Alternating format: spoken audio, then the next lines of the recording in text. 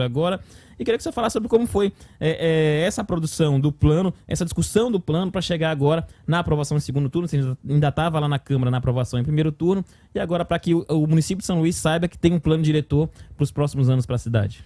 Primeiro, a gente tentou explicar para a massa, para a grande maioria da cidade, para quem nos acompanha, o que é o plano diretor. O plano diretor em si é um projeto de lei que vem do executivo, né, que projeta a cidade. Vem do executivo e passa pelo legislativo.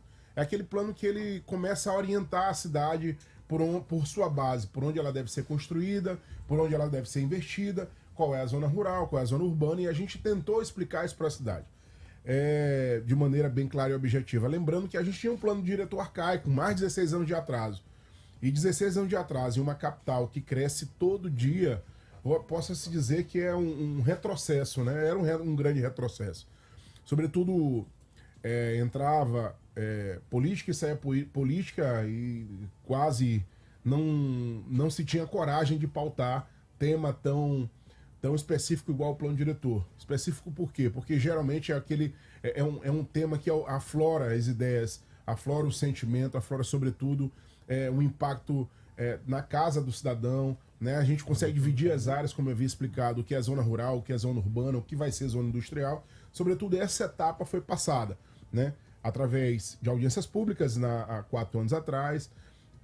Logo que assumi, né, a presidência da Câmara Municipal de São Luís, já instaurei uma comissão de recesso, né? Essa comissão de recesso que posteriormente se tornou comissão especial, formada pelo vereador Gutenberg, presidida pelo vereador Astro Diogun e outros vereadores que fizeram um grande trabalho e no período do recesso apresentaram um relatório, né, um relatório prévio, onde foi lido logo na primeira sessão e aprovado pelos vereadores. Em seguida, a gente conseguiu cumprir o rito, né, um rito normal, de conversar com a classe política, a classe empresarial, né, conversar com todos os poderes, inclusive também o Ministério Público, e a casa é uma casa de formação de ideias, de parlamento. Parlamento foi feito para falar e trazer ideias que enfatizem a boa convivência entre os cidadãos. E os vereadores decidiram por aprovar o plano diretor em primeira discussão e segunda votação que ocorreu hoje, incluindo algumas emendas, e de fato a gente conseguiu desenterrar o plano diretor da cidade, né? E nessa etapa anterior à aprovação, a gente tentou mostrar para a cidade o quanto era importante a aprovação de um plano diretor para uma capital, né? Para a capital do estado do Maranhão. Paulo Vitor, boa noite, seja bem-vindo ao Ponto Continuando. Ainda sobre o plano diretor, agora a proposta seguiu para o executivo. Pronto. Né? Na tua avaliação, eu sei que tu está licenciado do cargo, mas tu está de olho, está acompanhando isso, até porque o processo todo iniciou contigo. Sim. Foi votado no primeiro turno, na sua gestão ainda. Você acha que lá, quando chegar no executivo, com 49 emendas, se eu não me engano, de vereador, você acha que o executivo vai dar celeridade? Eu venho acompanhando os posicionamentos do prefeito Eduardo Braide sobre isso, e toda vez que há uma votação, tanto no primeiro turno como agora no segundo, ele tem elogiado muito a Câmara Municipal de São Luís. Você acha que o prefeito agora, de fato, vai dar prosseguimento nisso? Ele tem que dar. Até mesmo porque uma dessas emendas que foram aprovadas é dando prazo específico para ele retornar ao plano diretor, a lei de zoneamento da cidade. Depois de aprovado o plano diretor, o mais importante e útil em termo organizacional agora é o zoneamento da cidade. Ali a gente vai poder dizer onde a gente vai construir prédio, onde a gente vai poder construir indústrias, escolas, aonde o poder executivo vai poder investir o seu dinheiro em construção de escola, maternidade, etc, etc. A lei de zoneamento em si ela é muito clara e específica para o avanço da cidade. E ele vai ter 180 dias para retornar esse projeto. Então foi aprovado, tipificado isso em lei, né, em redação final, e ele terá 180 dias para retornar o zoneamento da cidade. Ele vai analisar, logicamente, que, com certeza, as alterações e emendas feitas pelo poder parlamentar, que é legítimo, né, sobretudo, é legítimo, acredito eu, que ele não vetaria e nem vetará nenhuma emenda, porque foi bastante estudado, discutido, sobretudo, passado pela constitucionalidade para que fosse aprovado. Teremos 180 dias para a Prefeitura Municipal de São Luís mandar o zoneamento da cidade. Eu explico para quem está nos ouvindo o que é o zoneamento. A gente tem prédio aqui na nossa cidade que o limite é 15, 16 andares. Então, nisso o zoneamento consegue impactar. Olha, a gente agora na orla de São Luís vai poder construir prédios através de estudos de impacto, juntando também o nosso Estatuto do Meio Ambiente em clara discussão também com o Ministério Público. Então, o zoneamento em si ele tem 180 dias para retornar para a Câmara Municipal e é o ponto principal, acredito que seja o ponto reconvexo, onde a grande classe empresarial, indústrias, o setor imobiliário, que também por onde cresce. Houve uma discussão que o setor que constrói não emprega, né? O turismo não vai trazer economia e renda. A gente teve muito protesto da zona rural em torno disso. Sobretudo, respeitamos a zona rural. Temos discussões marcantes ali, respeitando os limites, a área limítrofe da zona rural, né? Mas também pensando no futuro da nossa cidade, pensando no crescimento organizado da nossa cidade. Pra vocês terem noção, a cidade cresceu pro lado de São José de Ribamar, pro lado de Passo do Lumiar, porque São José de Ribamar já tem um plano diretor atualizado. Um plano diretor atualizado, Passo do Lumiar, Né? As grandes empresas, as grandes construtoras construindo para lá. Então, de fato, a gente deixou de movimentar muita economia e renda e agora a gente vive uma nova era, se Deus quiser. Paulo Vitor, boa noite, seja bem-vindo ao Ponto Continuando. Você falou exatamente de uma coisa importante aí, do zoneamento e tal. Aí eu lhe pergunto o seguinte, também nesse plano diretor, o que ficou previsto do planejamento para a cidade de São Luís? Porque São Luís carece de um planejamento não a curto prazo, porque esse planejamento a curto prazo a gente tem todo dia. Agora mesmo com a chuva, você mesmo estava lá na frente ajudando a limpar. Sim. E tal. Mas a gente precisa de um planejamento a longo prazo. Nós temos corredores ultrapassados. A Nil João Paulo, tu conheces muito bem, totalmente ultrapassado, não serve para mais nada ali. Por quê? Porque se encheu de comércio, nada contra o comércio, importante, sim, mas não se pensou, não se projetou isso. Nesse plano diretor e nesse novo zoneamento, há um planejamento um pouco maior, um pouco para diluir, pelo menos daqui a uns 50 anos, para a gente ter uma cidade um pouco mais organizada, senão se vier uma siderúrgica, sim, que o governador Brandão está tentando trazer para cá, em 10 anos São Luís para. Mas essa não é a intenção. Há um estudo geográfico e ambiental para que a gente também possa decidir pelo zoneamento da cidade. Agora vale a pena eu destacar 2 pontos muito importantes para a gente ver como a cidade em si estava desorganizada. Vamos trazer o bairro da Alemanha e vamos trazer o bairro da Ponta da Areia.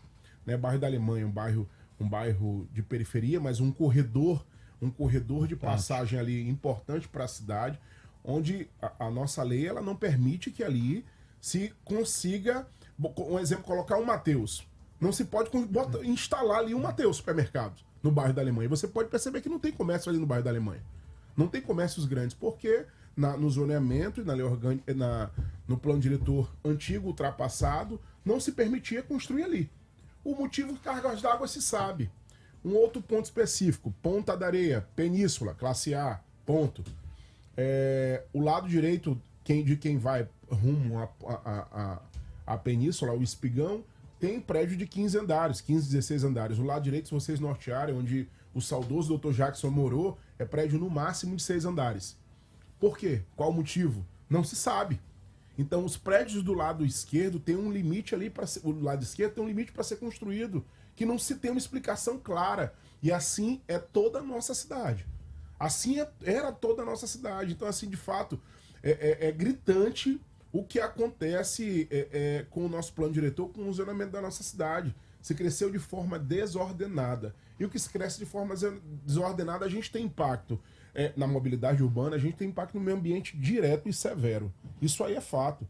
Isso aí é fato. Graças ao Senhor bom Deus, a nossa cidade ela ainda não sofre com aqueles graves e grandes transtornos no trânsito.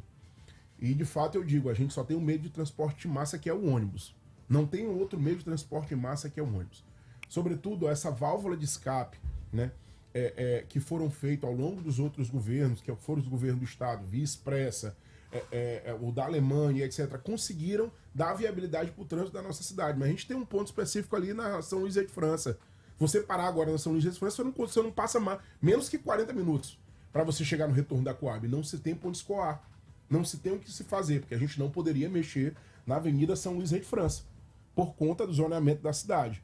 A gente não poderia mexer para o lado, construir uma via para o lado esquerdo, que é o lado de Itapiracó, porque a lei de zoneamento não deixava. Então, de fato, isso tudo foi desmiuçado e verificado para que a gente consiga, pelo menos, iniciar um acomodamento da cidade em sua mobilidade urbana, sobretudo também no seu meio ambiente. Então, falando a grosso modo, né, para que a nossa população acompanhe, o zoneamento é a organização da nossa casa. A gente sabe onde é o quarto, onde é o banheiro, onde é a cozinha. Então é tudo misturado. São Luís estava. A cozinha, a gente estava junto com o banheiro, a gente estava almoçando no nosso quarto. Então, mais ou menos, é isso. A gente está tentando organizar para que o crescimento venha. Estamos conversando com o secretário de Cultura e presidente licenciado da Câmara Municipal de São Luís, Paulo Vitor. Paulo, eu queria falar sobre esse novo desafio agora à frente da cultura. Você já teve na cultura em outro momento do governo Carlos Brandão, antes da reeleição do governador. Eu queria saber como é que foi a conversa para o retorno à cultura, até porque o seu nome foi cogitado em várias secretarias antes da definição. Sim. Eu queria saber como é que foi essa definição e como é que está o planejamento aí para os próximos eventos culturais da cidade. Primeiro, agradecer a Deus pelo convite do governador Carlos Brandão. Muita gente me pergunta, tu deixou ser presidente de poder para ser secretário de Estado? Vale a pena? Tudo vale a pena quando a alma não é pequena. Eu trouxe esse carinho, né, pelas ações governamentais por parte do governo do Estado dentro do meu coração, desde quando fui secretário de Estado o ano passado. Eu obtive o convite do governador Carlos Brandão para ser secretário de Estado de Cultura e percebi que ali a gente tinha um poder claro e eficaz de transformar vidas, de mudar realidades. Um exemplo, eu entrei em maio, para ser secretário em abril, eu tinha 2 meses para montar o São João, fizemos o maior São João do mundo, com muita força de vontade, muita empatia. Então, é um eixo, não querendo desmerecer o Poder Legislativo, que eu amo, que eu faço parte. Mas o Poder Executivo, você tem uma liberdade a mais de chegar na população, você tem uma liberdade a mais de projetar, para que a gente encontre, de fato, uma rapidez maior no que se diz à execução da ação do poder público. Então, associado à confiança do governador Carlos Brandão, sobretudo a legitimidade, achei ele um cara muito do bem, um cara bacana, e a gente não trabalha com... O cara que trabalha com quem não gosta é infeliz. Então, de fato, o primeiro ponto foi esse. A minha empatia com o governador Carlos Brandão, e ver que era um cara bacana, que é um cara legal, que ele tem empatia e, sobretudo, dá liberdade para que o secretário, com probidade administrativa, ele consiga entregar um bom serviço para o Estado. Eu avaliei muito isso. Eu passei dias pensando, eu vou deixar de ser presidente, poder me licenciar de um poder que eu labutei muito para fazer parte, para presidir, para ser. Então, Deus me guiou e me orientou para que eu assumisse essa função. E quando fui conversar com ele, é a primeira vez que digo isso de maneira inédita para vocês, em qualquer local que ele me botasse para jogar ali no campo de futebol, eu jogaria, seja na zaga, seja no ataque, no meio de campo, ou até gandula. Quando se tem o coração voltado para se fazer o bem, em qualquer lugar que você está, você consegue fazer o bem ao próximo. Ainda mais quando o governador potencializa qualquer secretaria que seja. Eu não tenho nada a reclamar, pelo menos pelo contrário, só tenho a agradecer. A gente fez o maior São João do mundo. Ali na secretaria a gente fez um carnaval gigante, onde trouxe muita economia e renda. Então, eu estou tendo a oportunidade de gerir, né? Sobretudo de entregar para a população. Descobri um ponto que vale a pena ressaltar aqui. Eu passei muito tempo, eu ganhei a presidência sendo oposição ao prefeito Braz. E aí eu consegui enxergar na população que ser oposição, existe o seu lado bom, mas também existe o seu lado ruim. A população não só quer perseguição, ela quer entrega. E quando você descobre que você entregando e se doando, você consegue crescer e avançar mais, aí você toma uma decisão da melhor forma. E essa foi a minha decisão tomada. Porque no governo do Estado a gente consegue se entregar mais e entregar mais. Não diminuindo o poder legislativo, nunca. Que ali a gente tem um eixo ali de poder também representar e ser parte ali da população. Mas o poder executivo, sobretudo, me deu a oportunidade de apresentar um trabalho positivo e a cultura também. Então aceitei de coração, fiquei muito feliz, né? Muito feliz. Eu estava inclusive na Baixada, ele volta aqui, vem aqui conversar comigo. Quando eu cheguei, peguei o ferro voado.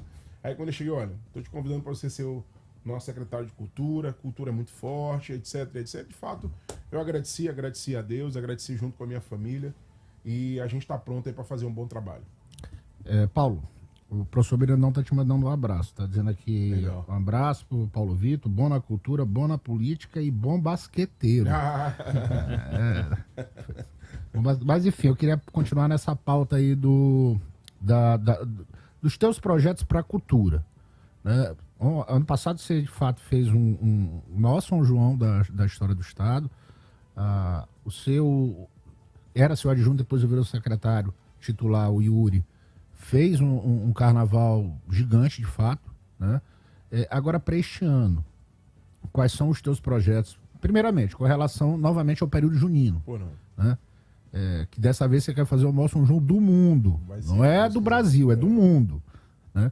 Mas a cultura, avalio eu, ela tem que ser anual. A gente tem os eventos tradicionais do calendário, Carnaval, São João, né? Mas esses projetos de fomentação, de incentivo a outras atividades, artes cênicas, artes plásticas, escolinhas de dança, que a gente sabe que tem muitas aí em várias regiões, inclusive nas regiões periféricas de São Luís. Tem esse projeto também para manter a cultura viva o tempo todo, durante todo o ano de 2023? Na verdade, quando eu vou relatar um fato. Quando eu assumi a cultura no ano passado. E aí eu assumi, no segundo dia eu levei logo um protesto na cara. O pessoal do Odilo Costa Filho. Aí, foram me procurar e fizeram uma roda. Só quem faz cultura. Mas quem faz uma cultura diferente. Artes plásticas, arte cênica, dança, teatro.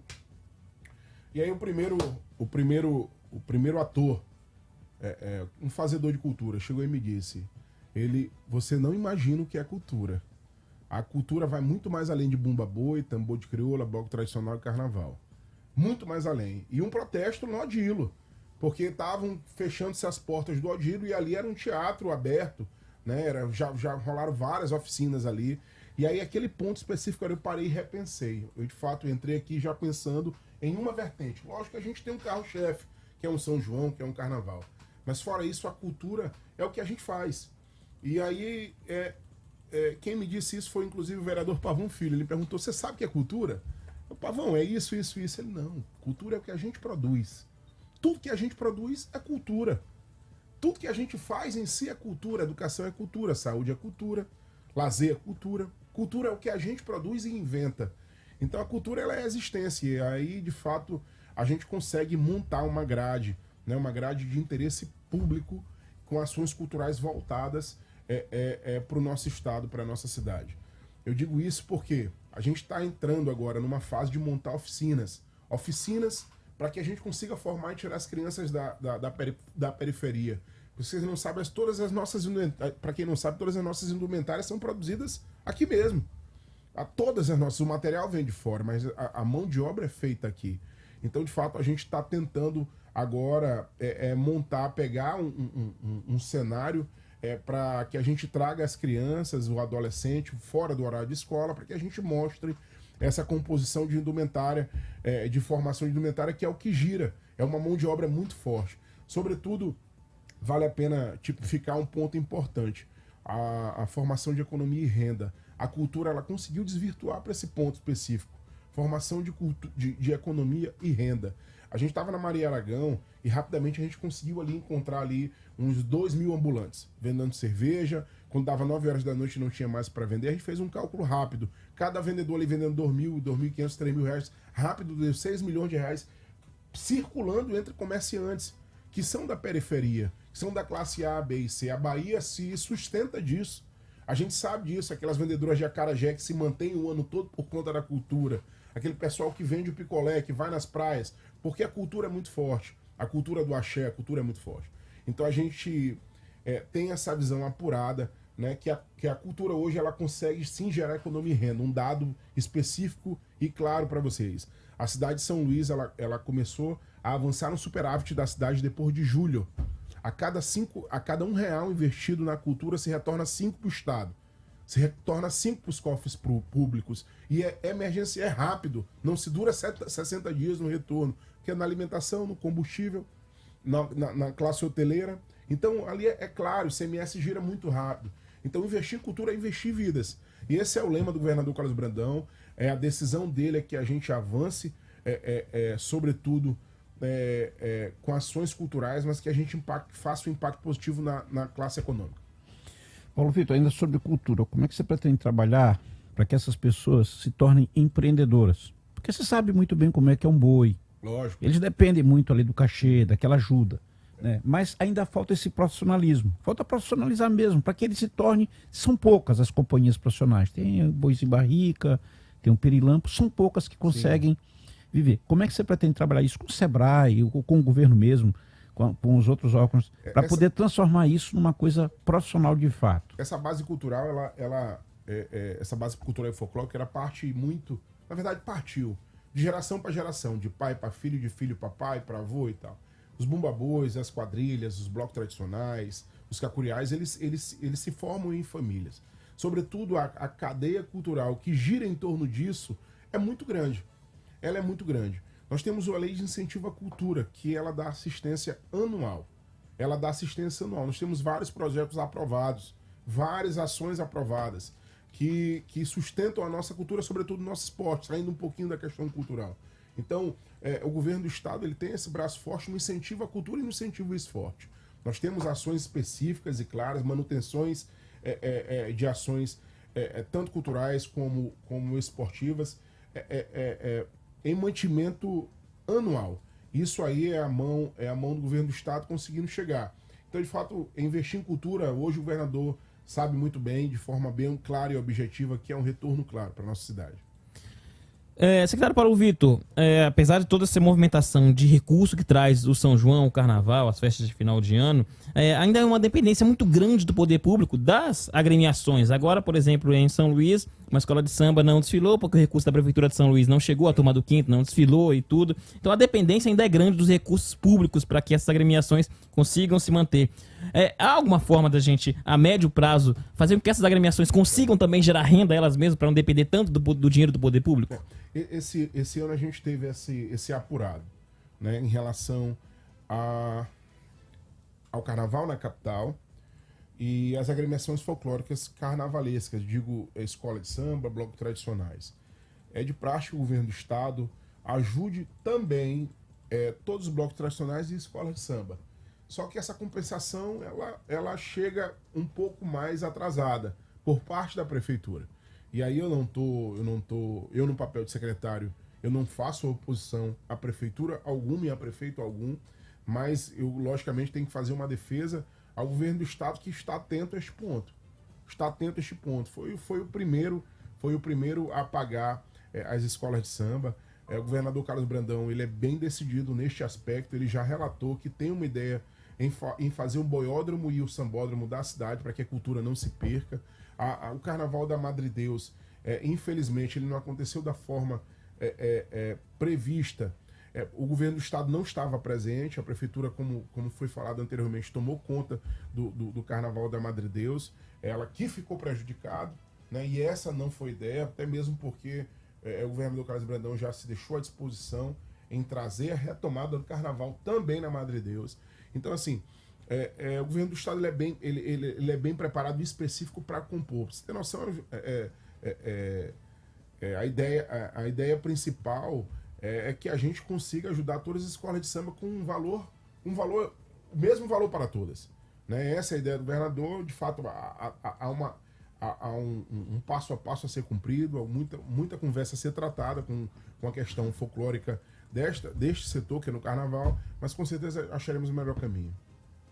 Paulo, sobre a questão do interior do estado. Pronto. A gente falou muito aqui de São Luís, a maior cidade do Maranhão, mas quais são as tuas... o que tu está imaginando para fazer cultura no interior do estado? O que tu pretende levar para o interior do estado? Nós temos uma cobrança muito ativa por parte do sul do Maranhão. Como é super potencializado aqui na capital, o sul do Maranhão, de fato, a gente tem uma obrigação maior e neste ano ter uma atenção especial. Né? A gente sabe que o Maranhão, o nosso mapa geográfico, ele é dividido também no setor cultural. Aqui na região da capital de São Luís é bem definido o que é bumba-boi, o que é cacuriá, tambor de crioula. No sul do Maranhão, não que eles não saibam o que é isso, mas eles não conseguem apreciar da mesma forma que a gente aprecia. Já é mais pro sertanejo, já é mais para o sertanejo e para as quadrilhas, mas sobretudo nós temos ações culturais específicas também, como eu falei anteriormente, que são otimizadas através da lei de incentivo por cada região e por cada setor. Temos festas que vendem o nosso estado, como São João e o Carnaval, que eles se concentram aqui. Mas nós temos um plano específico agora para descentralizar o plano cultural das grandes festas, não só para o São Luís, mas também para o Sul e para a região Centro-Oeste. Lembrando que no Carnaval E também no São João, o governador Carlos Brandão ele deliberou sobre ajuda para a grande maioria dos municípios. Grande maioria dos municípios, o governador Carlos Brandão deliberou ajuda para o sul do Maranhão, para a região central e para a Baixada. Assim fez no São João passado e assim repetiu no Carnaval. Sobretudo, o que se dá destaque, porque a capital realmente ela aflora mais a questão cultural, ela convive mais com isso. Mas nós temos aí uma análise de gestão e impacto para que a gente entre forte na região sul com ações culturais, para que a gente consiga replicar a mesma ação positiva que gera economia e renda e muito emprego também para outras regiões do estado. Paulo Vitor, vamos falar sobre política, porque tu és um político que mostrou muita habilidade, né? Te reelegeu vereador, chegou à presidência da Câmara Municipal de São Luís, ajudou o governador Brandão, foi o coordenador aqui na capital e depois também no interior, ajudou ele a se reeleger. Você faz parte de um grupo político hoje muito forte, que tem vários nomes como pré-candidatos. Tem Duarte Júnior, tem Carlos Lula, que já colocou também o nome dele, teu nome também é colocado, sim, do deputado federal Pedro Lucas Fernandes também é colocado. Como é que você acha que este grupo vai conseguir marchar? Eu sei que vocês todos dizem assim, não, mas ainda é cedo, ano que vem. Mas não é cedo porque já começou, não está cedo não. Já está todo mundo botando bloco na rua. Como é que você acha que esse grupo vai marchar na eleição na capital? De forma muito bem definida. Eu sou político. Essa entrevista eu dei para você lá na Câmara, ela repercutiu inclusive muito, né? Eu sou político, eu sou vereador, eu estou na política desde meus 19 anos, não tenho pai político. Entrei na política pela existência, sobretudo pelo sentimento de empatia com que eu acredito e com que eu vou sempre acreditar, não tem pretérito perfeito. As oportunidades que Deus me deu, que a vida me deu, eu agarro e abraço com muito carinho, muita responsabilidade. Essa é uma etapa da minha vida que, sobretudo, como de todos nós, é passageira. E a gente tem que fazer por onde. E eu dizer que não serei candidato a prefeito de São Luís é uma irresponsabilidade da minha parte. Eu sou presidente de um poder onde nós temos hoje concentrado 28 vereadores que caminham alinhados comigo. Eu não digo 31 porque, sabe, a gente tem que respeitar o posto, mas temos 28 vereadores aonde formamos fileira numa capital e onde conseguimos, eu sei que não foi só os vereadores, mas a gente conseguiu iniciar a marcha. O governador Carlos Brandão teve 256 mil votos aqui em São Luís. Então, assim, com muita luta, sobretudo com muita habilidade política também, deliberada pelo governador Carlos Brandão, e acreditando que o poder legislativo tem força dentro da capital. E esse poder legislativo é o que me impulsiona, sobretudo. Não é indicação, não, é o poder legislativo a qual eu faço parte. A gente tem uma Câmara composta por 31 vereadores, é uma conta rápida e fácil, clara de fazer. Nós temos aqui vereadores de 7, 6, 8 mil votos que estão caminhando comigo, caminhando com o governador Carlos Brandão. Então, de fato, isso se deu, sobretudo, e aí volto a repetir, pela ausência de comunicação com o poder municipal. Onde não se tinha comunicação com o poder municipal, o governador Carlos Brandão chegou, como se fala no bairro, solando. Chegou solando e, vamos aqui, vereador, vamos ajudar, e o vereador precisa dessa atenção. E a gente conseguiu ganhar resistência, sobretudo com muita resiliência e respeito. A gente ganhou a eleição fazendo um release rápido, a gente ganhou a eleição da Câmara Municipal de São Luís, depois de muita labuta. Eu me lembro que eu era uma simples oposição. Eu, dentro de uma Câmara, é um doidinho, não vai ganhar eleição, é um doidinho. E ponto a ponto a gente foi montando, foi mostrando o cenário, foi mostrando viabilidade. Hoje eu não tenho como foco principal ser pré-candidato a prefeito da cidade. Mas vou entregar um trabalho topado aqui para ajudar o meu governador Carlos Brandão, para ajudar a cidade. E se isso me der reflexo, eu estarei pronto. Mas na hora, estarei pronto para batalhar, para lutar. Mas, sobretudo, a gente precisa ter unidade. Hoje faço parte de um grupo político capitaneado pelo governador Carlos Brandão, mas converso com todos os partidos. Converso com o Josimar, converso com o Júlio Marreca, converso com o Fufuca. Sabe, com o Pedro Lucas tem um bom trato. Estava conversando agora com o Bira, presidente do PSB. Então eu não repelo, não. Eu faço trazer para mim. Política se faz de forma conjunta. Então digo, hoje eu concentro ao meu redor política positiva, aquela política do diálogo que converso. Semana passada eu estava conversando com o Josimar, que é presidente do PL, e não escondo, ele é político, eu sou político. Ele é político dentro da cidade, ele tem sua força. Eu estava conversando ontem com o Marreca. Semana passada eu estava conversando com o Fufuca. É no diálogo que se avança. Então, nesse sentido, eu trago um coração bem claro e eu digo que Deus reserva muito aí pra gente. Mas, de fato, o que vier a acontecer ano que vem vai ser reflexo do hoje. E hoje eu estou trabalhando de manhã, de tarde e de noite. É de manhã, de tarde e de noite. O reflexo do amanhã é o hoje. Então, se realmente acontecer lá na frente, é porque o hoje foi bem feito. Mas, sobretudo, eu deixo esse relato aqui sem ambição, né? Respeitando os poderes, respeitando, logicamente, a classe política e a população. Se a população quiser, ela impulsiona, sobretudo com a mão de Deus em cima. E é isso. Ainda falando sobre essa entrevista que você deu para o Rogério, que repercutiu bastante, inclusive, uma entrevista, eu não lembro o dia, na semana passada, o secretário Thiago Fernandes confirmou que ele não conversou também sobre a questão de Ribamar com o governador Carlos Brandão. Com relação a se houver conversa nesse sentido, como é que fica a situação se houver conversa, questão de secretaria para pré-candidatos ou não, se pode ou não o secretário ser pré-candidato?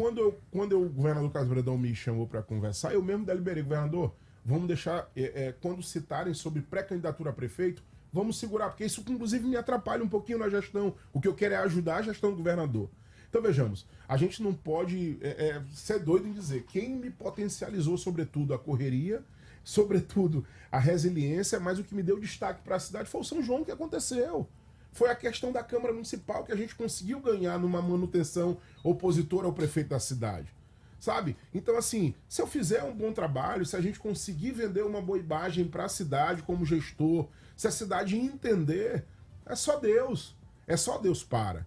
Então, assim, isso aí, eu digo, numa formação hierárquica, quem está acima da gente, que política, na política que é o governador Carlos Brandão, ele vai ter a sensibilidade em avançar. Logicamente que eu não sou doido em dizer, o governador chegar, olha, você não é candidato a prefeito, eu vou ser sozinho, meu candidato, isso não existe. Agora, se ele disser, ó, avance, avançarei. Não tenha dúvida, eu digo aqui abertamente, avance, avançarei. Meu amigo, vamos segurar, vamos fazer gestão, assim como eu estou fazendo, gestão. Não penso uma hora hoje em ser pré-candidato a prefeito. Mas se acontecer, é porque hoje está sendo plantado. Paulo, sobre ainda a questão da disputa eleitoral de 2024, falaste que você está conversando com vários dirigentes partidários. Primeiro ponto, eu queria saber se já houve algum avanço nessas conversas, se você vai para um outro partido ou permanece onde está, no PCdoB, que é um partido que está federado, e que tem até pré-candidato a prefeito, né, que é o deputado federal nosso. Ele diz que né? Esse é um ponto. E o outro ponto que eu queria te perguntar, em 2020, o teu grupo político fez uma manobra que acabou se mostrando errada, equivocada. Sim. De lançar pelo menos 4 nomes aí na disputa. A gente sabe o que aconteceu. O segundo turno foi com o Braide e o Duarte. Acho que 90% do grupo daquele momento tinha ojeriza a apoiar o Duarte e não caminhou com o Duarte, liberou e a maioria caminhou com o Braide. Para a eleição de 2024, hoje vocês têm, o teu grupo político tem 6 pré-candidatos a prefeito de São Luís, sim, incluindo você. Você acha que para essa eleição é possível buscar o consenso em torno de um nome só? Ou aquele que, mesmo que não esteja melhor colocado, por exemplo, nas pesquisas, sim, mas por birra, ele fala assim, eu saio de qualquer jeito. Você acha que é possível buscar esse consenso? Essa união? De fato, esse consenso, ele é algo que ele começa, tem que ser projetado. E aí é o que eu digo, todos os pré-candidatos são aptos.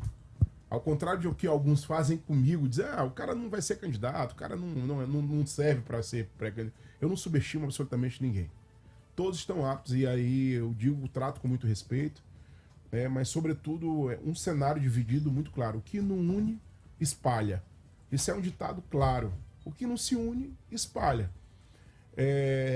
O governador Carlos Brandão, ele recebeu o prefeito Eduardo Braide depois da sua vitória. Eduardo Braide não votou com o governador Carlos Brandão.